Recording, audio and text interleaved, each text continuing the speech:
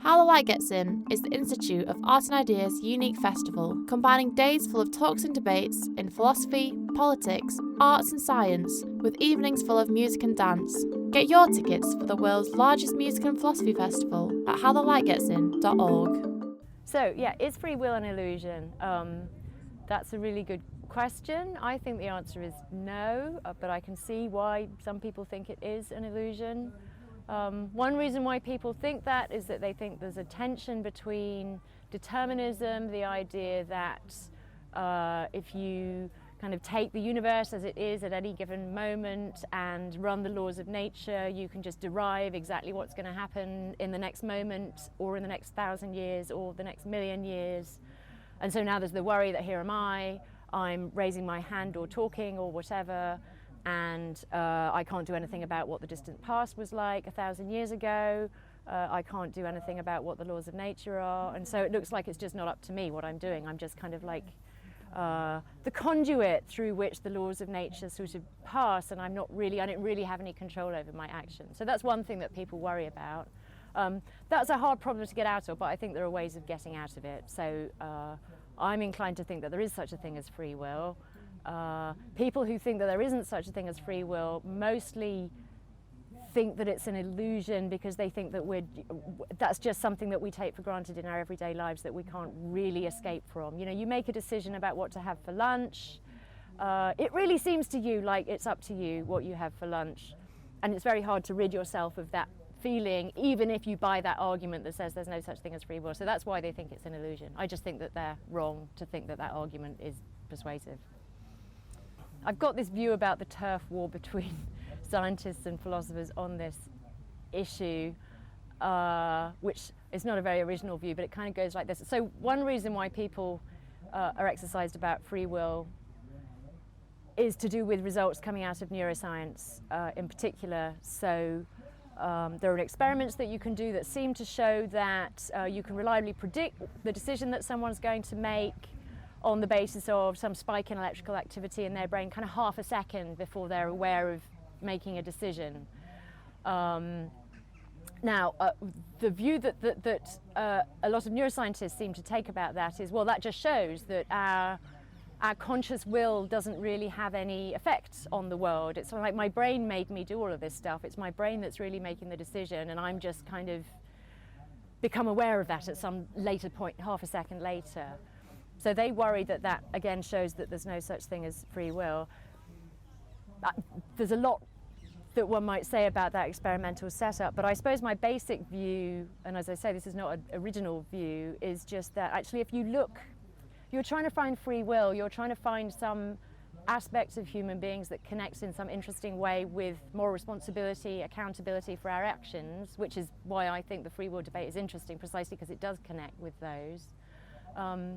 Looking at electrical impulses in the brain, that's just the wrong place to look for something that's going to connect up in some interesting way with moral responsibility. So sure, you can look at a human being as just a kind of bunch of circuitry, muscles and neurons firing. You can look at them as a sort of object of really close scientific study, but actually if you want to find things about human beings that are relevant to their accountability as they go about their lives, you have to kind of zoom out and look at them as actors on the social scene. You have to think of them as objects that are worthy of respect or worthy of sanction or whatever. And you're never going to find that if you start looking at them kind of metaphorically through a microscope. You're just looking in the wrong place.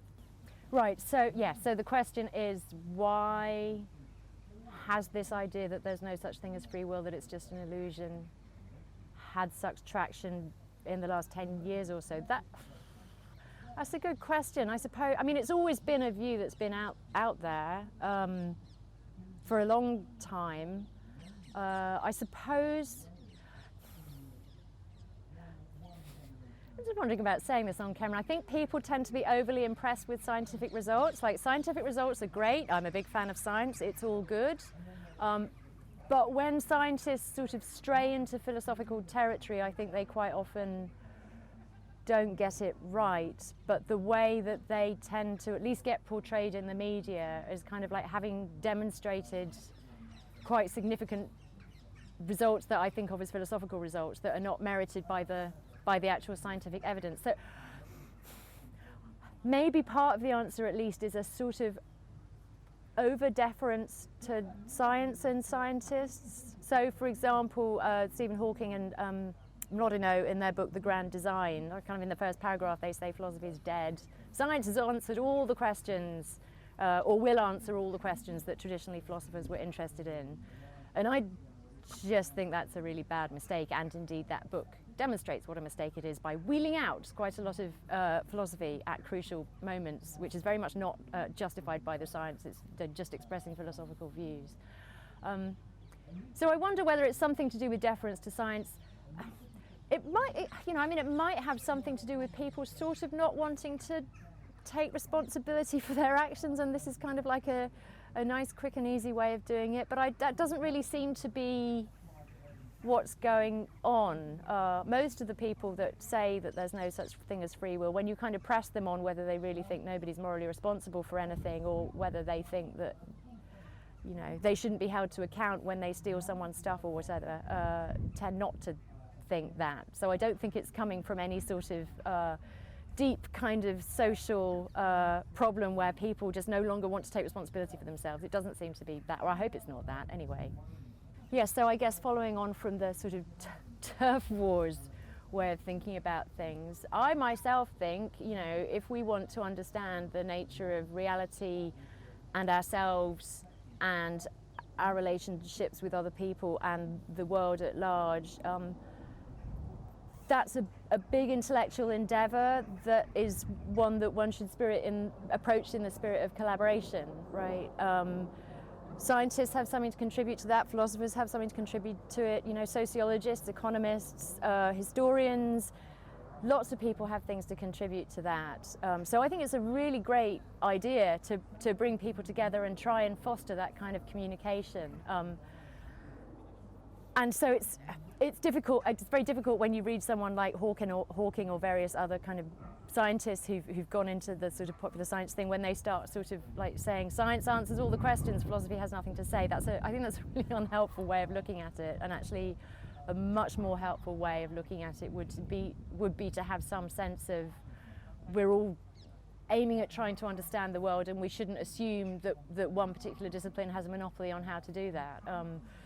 You get some philosophers who just think that science has nothing interesting to say about the particular issues that they're interested in, and maybe that's true in some cases, but I think a lot of the time philosophy should be very open to thinking about there are empirical questions that bear on their topics that they should really be thinking about. So yeah, I think a collaborative approach is the best way to go, because we're all in some sense trying to understand the world and our place in it.